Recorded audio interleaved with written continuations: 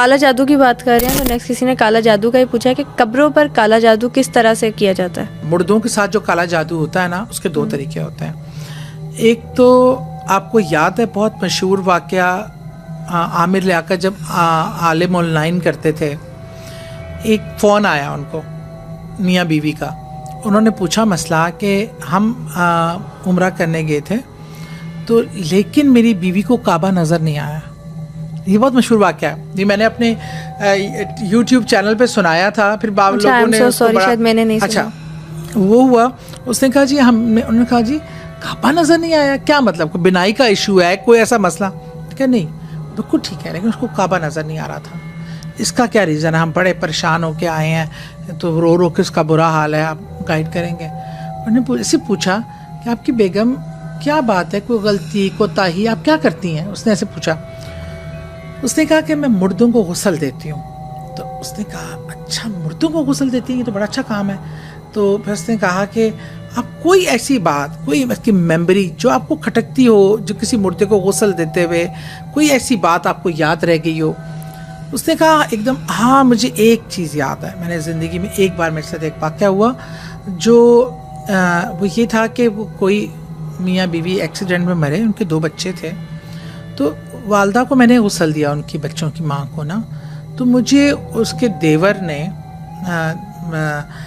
एक तावीज़ दिए, दो पता नहीं कि 2 तावीज़ दिए कि तुमने जब गुस्ल देना है तो इसकी वो या तो मुंह में रखा जाता है या अल्लाह ना करे जो एक ऐसी जाए मखसूसा होती है उनमें इंसर्ट कर दिया जाता है कि जहाँ से निकलने के चांसेस नहीं होते। मुंह में तो शायद नज़र भी आ सकता है ना, क्योंकि हलक तक आप अगर नहीं ले जा सकते, या आम तौर पे आपके कोई अहल रिश्तेदार भी खड़े होते हैं साथ, 1-2 लोग ऐसे। तो अब जब स्टमक क्लियर करते हैं ना मुर्दे का, जो उसमें वो आराम से ये काम कर सकती है। तो इस वजह से उसने कहा कि मैंने वो 2 तावीज़ उसके पेट में मतलब ट्रांसफ़र कर दिए, उसके इंसर्ट कर दिया। तो उसके बाद मुझे नहीं पता, मैं तो उसने मुझे बहुत पैसा दिया था, मेरे हालात बहुत ख़राब थे, मैं लालच में आ गई। उसके यक्के बाद दिगरे 2 बच्चे फौत हो गए उसके बाद। तो वो असल में जायदाद थी उन लोगों की, ये 2 वारिस थे और सगे छोटे भाई ने ये करवाया उससे, और वो बच्चे वारिस थे। काला जादू था, वो ऐसा तावीज़ था जो मुर्दे के अंदर, क्योंकि वो फिर निकल नहीं सकता, वो कब्र में भी दफन हो जाता है। तो ये हुआ, क्या हुआ, तो उसने फिर मुझे याद है आमिर लियाकत साहब ने, अल्लाह उनको गरीक़ रहमत करे, उन्होंने कहा था कि आप उनके शोहर को कि आप इनको फ़ौरन तलाक दे दें, आपका निकाह मनसूख हो चुका है, क्योंकि इनसे का कुफराना काफिर, क्योंकि जब आप किसी मुर्दे को गुस्ल देते हैं तो उसकी हुर्मत वाजिब होती है। आप उसकी डिटेल भी बाहर आके डिस्कस नहीं कर सकते, इतनी हुर्मत है मुर्दे की। और ये इतना गैर, एक काला जादू में आप हिस्सा बने, एक मुर्दा जो दुनिया से जा चुका है और 2 मासूम बच्चों की जान लेने का आप बाइस बन गए। बहरहाल ये भी होता है। और मैंने आपको याद है एक वाक़या शायद पिछले प्रोग्राम में सुनाया था कि मेरी दादी मुझे बुला रही हैं कब्र पे, और वहाँ पे वो खोपड़ी और नींबू और हरी मिर्चें रखी हुई हैं। कब्रों पे जाके लोग ऐसे करते हैं ताकि कब्रों में दफनाए जाते हैं तवीज़। अगर मुर्दे में नहीं दफना सके तो कब्र को खोद के ना उसके अंदर कोई एक कोना डीप खोद के उसमें दफना देते हैं, कब्रों के ऊपर डाल देते हैं। उससे वो जो कब्र का मुर्दे को भी तकलीफ़ होती है और जिसके लिए किया होता है उसको भी। अक्सर ये जो हांडी चढ़ाना है ना, वो एक हांडी होती है, उसमें पुतला पता नहीं क्या क्या चीज़ें होती हैं, वो कब्रिस्तानों में जाकर दफना देते हैं। तो वो भी अभी मेरी ना बहुत करीबी एक रिश्ता, उनका इंतकाल हुआ है। इतनी अचानक वो मतलब बिल्कुल ठीक थी, हेल्दी सेहतमंद। तो मुझे कहती मुझे ना बड़ी घबराहट है और इस तरह है, तो मुझे दम कर दो। मैं उनके पास उस घर में जाती थी। मैंने जब उनको दम किया, मेरे बड़े करीबी हैं, मैं इसलिए नाम नहीं लेना चाहती कि अच्छा, मैंने उनको जब ऐसे आंखें बंद करके मैं दम कर रही तो एकदम मेरी आंखों के सामने ना एक वीरान सा कब्रिस्तान और एक कब्र नज़र आई, पे धूल मट्टी राख डली हुई। तो मुझे ऐसा महसूस हुआ कि जैसे इनकी कब्र है या इनके लिए कब्र तैयार है। मैं बड़ी घबराई। बहरहाल मैंने उनको बताया नहीं। मैंने उनकी बेटी से कहा कि आप इनका ना एक है, मेरे बताया तारिक भाई वो दम करते हैं बहुत ज़बरदस्त, इन अलूम के मसले के हल के लिए, और एक दो लोग हैं, इसरार भाई हैं, जो जिन लोगों पर मैं बड़ा रिलाई करती हूँ, जो साहिब इल्म लोग हैं। मैंने कहा तुम फ़ौरन इनका दम शुरू करवाओ, इनका करवाओ, इनका रूहानी इलाज, ये मेडिकली बीमार नहीं है, इनका रूहानी इलाज। अब मैं इतनी डिटेल बता के ना उनको खौफज़दा नहीं करना चाहती थी। अच्छा, फिर वो हुआ, उन्होंने एक दो बार कोशिश की, फिर चीज़ें ना, इंसान इन चीज़ों को शायद इतना सीरियसली लेता नहीं है। उन्होंने कहा फिर डॉक्टर का भी इलाज, हर रिपोर्ट क्लियर आती थी, दिन ब दिन वो कमज़ोर। उन्होंने ना ज़िंदगी का जैसे होता नहीं है, इतनी फुल ऑफ लाइफ, शायरा, अदीबा, खूबसूरत लिबास पहनने वाली, एकदम ज़िंदगी जैसे छोड़ नहीं देता, और हर चीज़ को, हर इलाज, कोई डॉक्टर कोई कहते हम किस चीज़ का इलाज करें, बीमारी कोई नहीं है, ना इनको शुगर है, ना इनको ब्लड प्रेशर है, ना इनको कोई नॉर्मल डिजीज़ भी नहीं है। दिनों में, अभी few days back she died. और जब उनकी हालत ख़राब हुई तो मैंने उनको बेटी को बता दिया कि मुझे क्या नज़र आया, मामला बढ़कर पड़ा है। वो किसी और बच्चे के पास रहीं और आई तो उनके बॉडी पे अजीब व गरीब निशानात थे, और गुस्ल भी मैंने दिया मिलके उनकी बेटी और एक दो लोगों के साथ। तो बहरहाल ये मैंने उनको ऐसा, बिल्कुल वो ऐसा लग रहा था कि अब सिर्फ हड्डियों का पिंजर है। इतनी खूबसूरत खातून, इतनी सेहत हसीन, इतनी साहिब इल्म, बग़ैर किसी बीमारी के। तो मतलब ये जादू ये चीज़ें कराता। अच्छा, कोई पूछना चाह रहा है कि सादिया मैम की तरह सिक्स सेंस डेवलप की जा सकती है जिन्नात से मुतल्लिक या भूत प्रेत से मुतल्लिक? अच्छा, कुछ चीज़ें नेचुरल होती हैं और कुछ की भी जा सकती हैं, लेकिन अच्छा, हर इंसान ना पैदाइशी तौर पे अपने अंदर ये एक सिक्स सेंस के साथ ही पैदा होता है, और एक हिडन आई होती है। अच्छा, होती ये है कि हर इंसान की, किसी की 10% ओपन होती है, किसी की 20, किसी की 30। मुख्तलिफ लोग जो अल्लाह के बड़े करीबी लोग होते हैं उनकी तो 100% वली, और वो वली होती है जो हर चीज़ को देख सकते थे। और अल्लाह के पैगंबर तो बहुत बड़ी चीज़ है, उनका तो हम तसव्वुर भी नहीं कर सकते, जो उनका माइंड का एक खुलिया भी आप इस्तेमाल कर लें तो बहुत सारे वो तो अल्लाह के ये सारे सफ़र, रसूल करीम सल्लल्लाहु अलैहि वसल्लम का वाक़या मेराज और तमाम चीज़ें इस चीज़ की अमली सबूत हैं।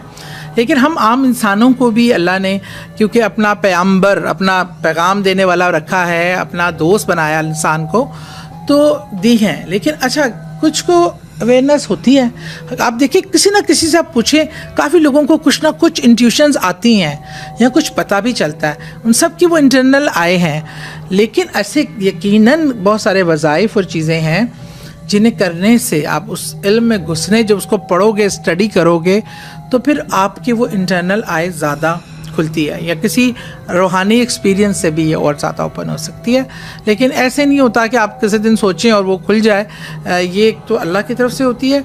और जो लोग उसमें बहुत पढ़ाई करते हैं, तस्बीहात होती हैं, पता नहीं क्या क्या चीज़, उस इंटरनल आई को फोकस करके उसको बढ़ाने के लिए, तो फिर आप कर सकते हैं। किसी ने पूछा है कि क्या जिन्नात या जो अनदेखी मखलूक़ात है वो सिर्फ 3 जानवरों का भेस तब्दील करके आ सकती है, जिनमें कैट, डॉग और स्नेक है, या किसी और फॉर्म में भी आ सकती है? और क्या इस तरह से होता है कि एनिमल को पोजेस करके वो सिर्फ अपना काम लेना चाहती हो सकता है। मैंने आपको बताया, छिपकली की बात बताई, मकोड़े तक में वो आ सकती है, उसके पास ये पावर होती है कि वो इन चीज़ों में। और ये भी हो सकता है कि वो सांप बन के किसी को मारने के लिए आ सकती है, चमगादड़ बन के आ जाती है, जो स्पेशली चमगादड़ों का तो आपको ये बताऊं, इनका तो बड़ा गहरा ताल्लुक़ है इस मखलूक से।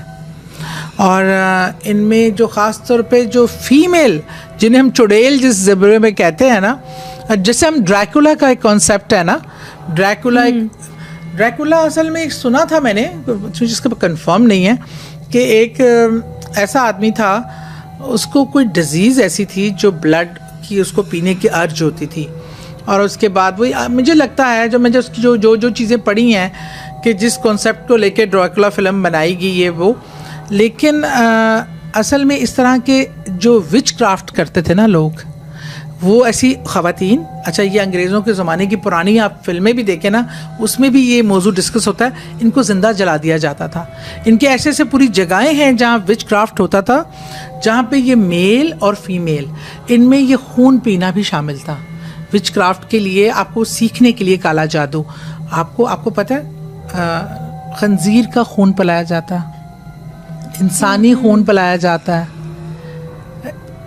डॉगी का खून पिलाया जाता है, मैं तो रोजे में ओह, इस तरह की बातें करना, लेकिन दिस इज द रियलिटी। शैतानी अमल किस तरह मुर्दा इंसान का, औरत का के जिस्म से जो नापाक मादा निकलता है वो वाला ब्लड पिलाया जाता है। और अगर अपने खामिद को तस्खीर करना है तो वो ब्लड खामिद को किसी मशरूब में मिला के दिया जाता है, काले जादू में।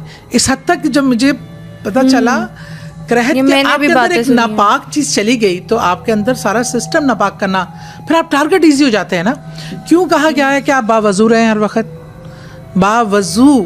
वजू इतना बड़ा इनके आगे, मैं आपको सबको आज इस प्रोग्राम की तवस्सुत से बताना चाहती हूँ कि वजू क्योंकि पाकीज़गी का सबसे मजबूत टूल है, वजू सबसे बड़ी ढाल है इन चीज़ों के आगे, इन मखलूक़ात के आगे, इन अमलियात के आगे। इसलिए हुक्म किया कि रात सोने से पहले भी वजू करके सो जाएं। एक तो सोना भी इबादत और अटैक करना इनके लिए बहुत मुश्किल हो जाता है।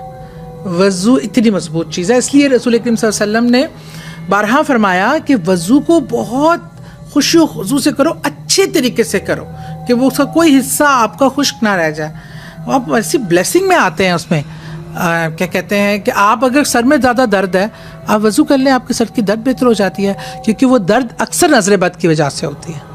अचानक से बहुत हेडेक और नौजिया होने लग जाता है आप आपको कहीं, आप अचानक। जैसे कितनी प्यारी हो है, आप लबीबा, आप कहीं से होके आई हो, अच्छा वो तो आप आओगे, आपका एकदम सर भारी और आंखें बहुत भारी हो जाती हैं, और आपको ना एकदम निढाली, एकदम अच्छी खासी हंसती खेलती आओगी, और वो शदीद तरीन नज़र बद लगी होती है। उसमें वज़ू करना और ख़ुद पे दम, मैं दम करती हूँ उसका आयतल कुर्सी, तो क्या अल्लाह का कलाम है, और वो क्या है, आयतल कुर्सी है, तीनों कोयला, जितना भी सूरह कौसर 3 बार पढ़कर अपने पे दम करो, दुरूद पाक पढ़कर, इसके असरात से इंशाअल्लाह आपको फ़र्क फ़ौरन महसूस होता है।